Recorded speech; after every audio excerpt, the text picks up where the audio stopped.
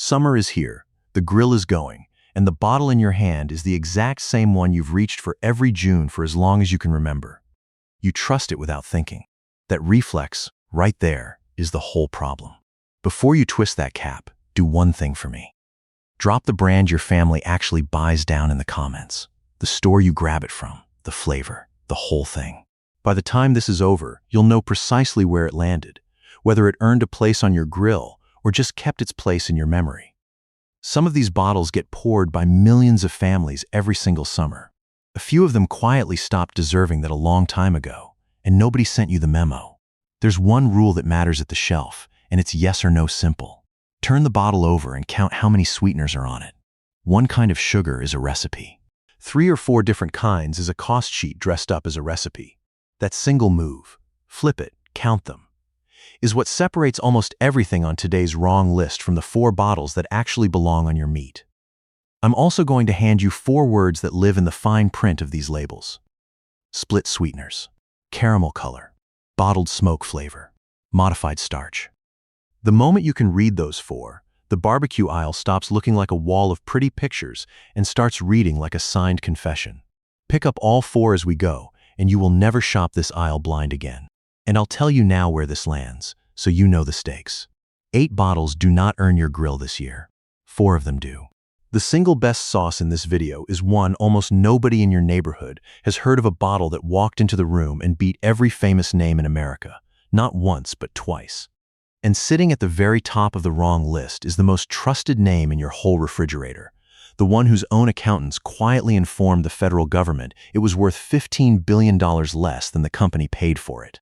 One promise before we start, because it matters. This is not a scare video. Nothing on this list is going to hurt you. Every claim here is pulled straight off the printed label or out of a public document that anyone can read. No laboratory, no fear, no needle. The question was never whether the sauce is safe to eat. The question is whether it is anything at all like the thing you believe you're pouring onto your ribs. Worst first. Number 8 is Cattleman's Original Barbecue Sauce, and you have almost certainly eaten it without ever putting a bottle in your cart.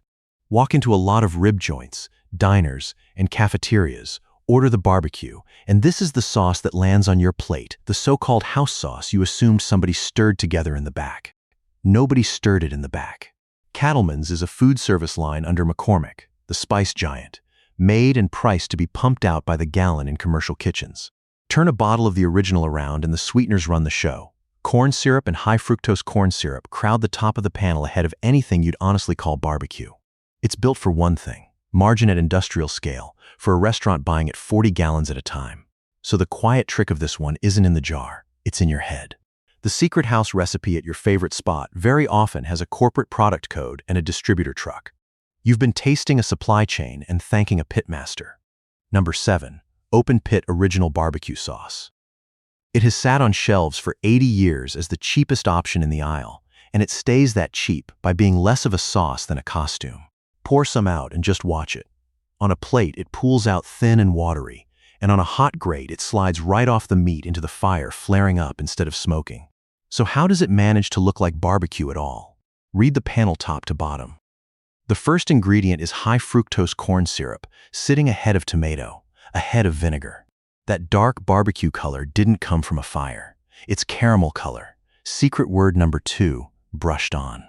The smoke isn't smoke, it's bottled smoke flavor. The body that lets it cling isn't tomato, it's modified starch.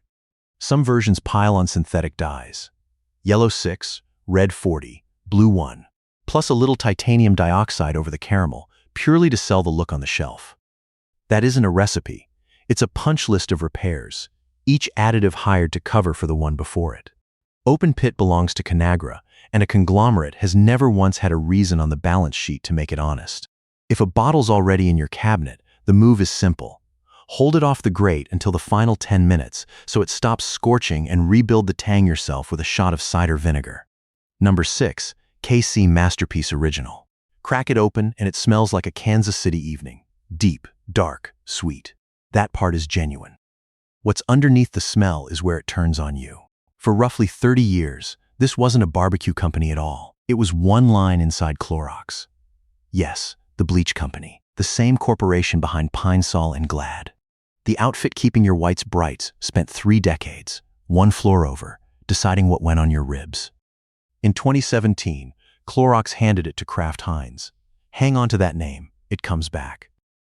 As for the man printed on the front, Rich Davis, a Kansas City child psychiatrist who won cook-offs with this recipe in the 70s, he hasn't been on the payroll in decades. His name stuck around. His recipe left the building with him. Now put your finger on the panel, because here's our first secret word in the open: split sweeteners. Corn syrup shows up on this label twice. The rules let a maker take one large load of sugar and break it into 2 smaller-looking entries so neither one sits near the top, and that's exactly the move here, finished off with caramel color for the disguise. On a hot grill, all that sugar chars in about 4 minutes. The tang cooks off and you're left with flat sweetness sitting on a burnt crust. If it's already yours, you can save it. Cider vinegar a little at a time, a pinch of cayenne, a touch of mustard, and leave the salt out since salt only turns the sweetness up. Number 5. Guy Fieri's Flavortown Barbecue Sauce. Loud name, loud personality, a label practically shouting bold and smoky and dynamite. Here's what the branding leaves off. Guy did not make this. The Flavortown line is a licensed celebrity brand, developed and produced by Leadhouse, a dressing and sauce company out of Idaho. That is the entire business. A face and a catchphrase rented out and stamped onto a bottle that a contract manufacturer fills. What you're paying extra for isn't a recipe with any connection to the man. It's the instinct that a famous cook must equal a better sauce. He's the spokesman, not the source. Drop a 5 in the comments if a bottle of this is in your fridge right this second. I genuinely want to see how far a name can travel on its own. Because a traveling name is the entire product. A licensing deal with excellent packaging. And notice what's happening as we climb. Every bottle so far leans on somebody who isn't in the jar anymore. A psychiatrist, a TV star, a house pitmaster who never existed. The higher we go, the louder the name on the front, and the thinner its connection to what's actually inside. Keep that in mind, because the next 3 are the loudest names of all. Number 4. Jack Daniel's Original No. 7 Barbecue Sauce. The question everybody asks first, is there really whiskey in it? Technically, yes. Jack Daniel's does appear in the ingredients. It appears near the very bottom, trailing the sugar, the water, the vinegar, the tomato paste, and the molasses. By the time you reach the whiskey, you're most of the way down the bottle, and the trace of alcohol that lives through cooking is essentially nothing. You aren't tasting whiskey. You're tasting the suggestion of it, printed one line above natural flavor. And here's the piece that never makes the front label. This sauce is not made at the distillery in Lynchburg, Tennessee. Brown-Forman, the Louisville company that owns the Jack Daniel's name, licenses that name to an outside food plant that actually cooks the sauce. The Tennessee pitmaster, the bottle wants you picturing, leaning over an oak barrel, is a marketing choice, not a person. And you paid for the picture around $5, where a plain generic runs 3 for a bottle that behaves identically on the grill. Its leading sweeteners charring first while the smoke and whiskey it advertised burn away before the meat is done. $2 extra for a story that got advertised on the label rather than cooked into your dinner. Number 3. Kraft Original Slow Simmered. This one is different, because the company put its promise in writing and then broke that promise out in the open. Around 2015, Kraft announced it would strip the high-fructose corn syrup out and clean up the recipe. That announcement is still live online. You can pull it up right now. Then open a current bottle and read the first ingredient. It's high-fructose corn syrup. Not tucked in second, not buried in the middle. First. The promise held right up until it got inconvenient, and then, quietly, and with no correction anywhere, the old formula slid back in. There is no law requiring a company to tell you when a recipe reverts. No recall, no fresh label, no note. So the friendly press release and the current ingredient panel now sit online at the very same time, contradicting each other, and the bet is that you'll read the nice one and never scroll down to the truth. This is the machine humming underneath the whole wrong list, so let me name it plainly.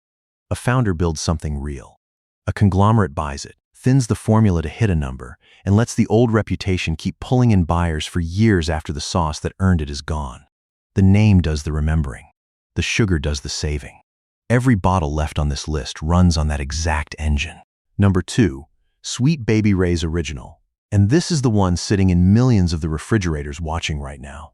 It is the best-selling barbecue sauce in America, somewhere around 40% of the entire market, outselling the next several brands put together. So why is it this far up the wrong list? Because the story that earned all of that is finished. The Raymond brothers, Dave and Larry, mixed the first batches in a South Side Chicago basement back in the 80s and placed second against roughly 700 cooks at the Royco Rib-Off, a real sauce with a real origin.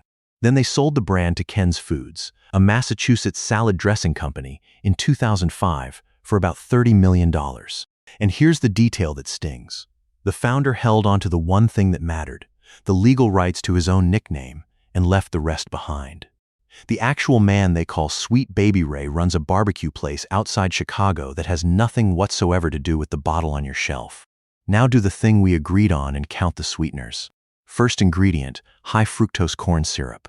A few lines down, corn syrup again as its own separate entry. That's split sweeteners, right on cue. After that comes pineapple juice concentrate. Then molasses. Then plain sugar. That is 5 different ways to spell sweetener inside one bottle of barbecue sauce, and the smoke flavor doesn't turn up until 7th. Here's the arithmetic they're counting on you skipping. The label calls a serving 2 tablespoons. Nobody on earth uses 2 tablespoons on a rack of ribs. Pour what a rack actually takes, and you'll burn through most of an adult's entire daily added sugar budget. The American Heart Association puts that near 25 grams for women and 36 for men before the potato salad, before your first drink. On the grill, 5 sweeteners caramelize in about 2 minutes, quicker than the meat beneath them can cook, and what you get is a dark crust with the look of bark and the flavor of scorched sugar. The country's #1 seller is the bottle that reads the least like barbecue of anything here. The logo still insists the sauce is the boss. The man whose name it borrowed is long gone. If this is your bottle, don't dump it. Just hold it off the heat until the final 10 or 15 minutes. Use it to glaze rather than marinate and steer it toward chicken thighs and wings. Instead of a brisket, it'll flatten. #1 on the wrong list, Heinz Original Barbecue Sauce. This is the most trusted name in your kitchen. The ketchup on every table in the country. And that trust is precisely why it takes the top spot. Because this is the only bottle here whose own parent company told the federal government in a written filing that its brands are worth billions less than it paid for them. Here's how that came to pass. In 2015, the investment firm 3G Capital, together with Warren Buffett's Berkshire, folded Kraft and Heinz into one company under a single governing order: shave costs until the margins improve. That cost shaving went straight into the recipes. Cheaper ingredients, simpler formulas, the same trusted labels on the front. By February of 2019, the accountants made it official with a write-down of about $15.4 billion, filed with the SEC, a formal admission that years of hollowing out these brands had burned more value than it ever built. Buffett, the largest shareholder in the thing, went on television and flatly conceded they had overpaid. By 2025, the company had announced a plan to break itself into 2, a plan it later put on pause. Open the jar, and you can practically taste the balance sheet. Mostly sugar and bottled smoke over a ketchup base, and on the grill it locks into a hard candy shell within minutes, hardening the surface long before the center of the meat is anywhere near done. It looks like barbecue and performs like a wrapper. When the single most trusted name in your fridge files the confession itself, the ingredient panel was only ever the short version of the story. So who actually earns a spot on the grate? Here's the honest part, and it's the same test running in reverse. The 4 that win pass the exact bar that dropped all 8 above them. Flip the bottle. Count the sweeteners. Read who owns it. Nothing fancier than that. And before we get to them, throw out the test going around online. The one claiming a thicker, stickier sauce is the better sauce. Thickness is not quality. Thickness is usually modified starch and corn syrup engineered to grab onto meat. Every bottle you're about to meet is thinner than the ones you just left behind. And thin, as it turns out, is what honest looks like. Real pick #4, G. Hughes Sugar-Free Original. This one traces back to a caterer in Ohio with a specific problem. His clients couldn't find a barbecue sauce that wouldn't wreck their numbers before the meal was over, so he built one with no sugar in it at all. Read what's in the bottle. The base is actual tomatoes. The tang is cider vinegar. The smoke is real hickory named right there on the panel, and the sweetness comes from sucralose instead of corn syrup. 0 added sugar. The natural question is whether sucralose is safe, and the answer is that the FDA cleared it back in 1999, and it doesn't push your blood sugar the way regular sugar does. So the choice at the shelf comes down to something binary: this, or most of a day's added sugar in a single coat. People brace for a chemical aftertaste and instead get smoke up front, vinegar beneath it, and a finish that stays clean. There's a bonus on the grill, too, with nothing to scorch. It won't burn like the sweet bottles, which means you can lay it on early rather than hovering over the last few minutes. The billion-dollar brands spent decades trying to make a mountain of sugar taste like less of it. A caterer just took the mountain out. Real pick number 3, Stubbs Original. Christopher Stubblefield opened a barbecue joint in Lubbock, Texas in 1968 and fed anyone who came through the door. BB King and Willie Nelson ate at his tables, then started bottling his sauce before he passed away in 1995. Now the part that ought to worry you and somehow doesn't. In 2015, McCormick, the spice conglomerate, bought this brand for around $100 million. Everywhere else on the wrong list, that's the sentence where the recipe gets gutted. Here, McCormick did the thing corporations almost never do. It left the formula alone. Read the current panel: tomato puree, cane sugar, distilled vinegar, molasses, a little salt, some spices, and that's the end of it. Nothing named high fructose corn syrup, no filler, no modified starch. The sauce runs thin, tomato and vinegar leading, black pepper cutting through in the exact spot where the losers use sugar to paper over everything. On the grill, the cane sugar caramelizes slowly and builds real bark instead of torching. It goes for $3 to $4 at Walmart and most major chains, which makes it the single easiest upgrade in this whole video. For a giant company, leaving a good recipe untouched counts as an act of heroism, and this is the rare bottle where that actually happened.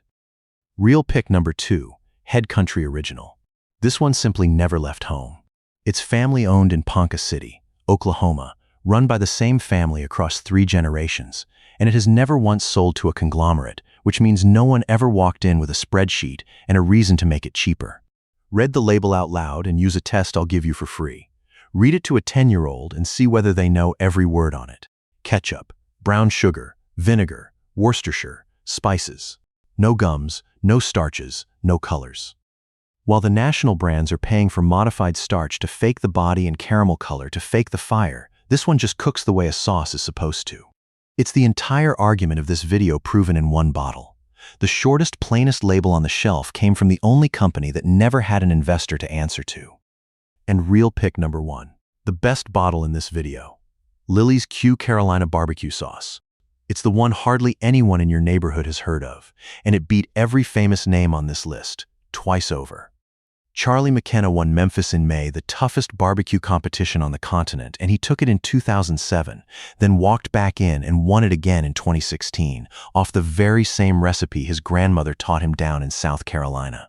The brands pouring millions into advertising and end-cap real estate could not buy what this man won twice with his grandmother's cooking because a scoreboard doesn't care about a marketing budget. Then, in February 2025, the takeout named this the top store-bought barbecue sauce in the entire country. And here's the line that closes the case. It is still owned by McKenna himself. No conglomerate, no write-down, no salad dressing company holding the deed. It wins by the identical test that sank everyone above it. Apple cider and distilled vinegar aren't accent notes here. They're the spine. There's no high fructose corn syrup, no modified starch, no caramel color anywhere on it. The lighter body soaks down into the meat instead of sealing over it. Fewest sweeteners, cleanest owner, a championship record standing in for an ad budget. And if you've somehow never heard of it despite 2 titles, that's not luck. The brands sitting on 40% of the shelf spend 40% of the money making certain you never stumble onto this one. Well, you just did. So let's close the loop, because you walked in trusting a single bottle and you're walking out able to read the entire aisle. You now know the only move that counts. Turn it over and count the sweeteners before your eyes touch a single word on the front. You know what split sweeteners are. 1 load of sugar written down as 2 entries, so it sinks quietly toward the bottom of the list. You know caramel color is makeup, painting a fire-cooked look onto a sauce that never met a flame. You know bottled smoke flavor isn't smoke, and that modified starch is fake body, engineered so thin sugar water can grab onto your meat. You know, a 2 tablespoon serving is a number that exists for the label and not for your ribs, and that one honest pour can spend a whole day's sugar in a single coat. You know the grill rule now. Sugar scorches somewhere around 265 degrees, so sweet bottles go on last, as a glaze, never at the start. And you know that the owner named on the filing tells you every bit as much as the name printed on the front. Every brand on that first list is making the same bet about you, that the label will do your thinking, that the picture on the front will sell the bottle, and that you will never, ever turn it around to read the back. You just turned all 8 of them around. So tell me, which bottle has your family been grabbing on autopilot, and did anything in here knock it off the grill? Put it in the comments. I read every one of them. And if somebody you cook with is loyal to one of those first 8, send them this before the next cookout, because that whole shelf is banking on them never once flipping the bottle over. New breakdowns like this land every week. Go fire up the good one, and I'll meet you at the next grill.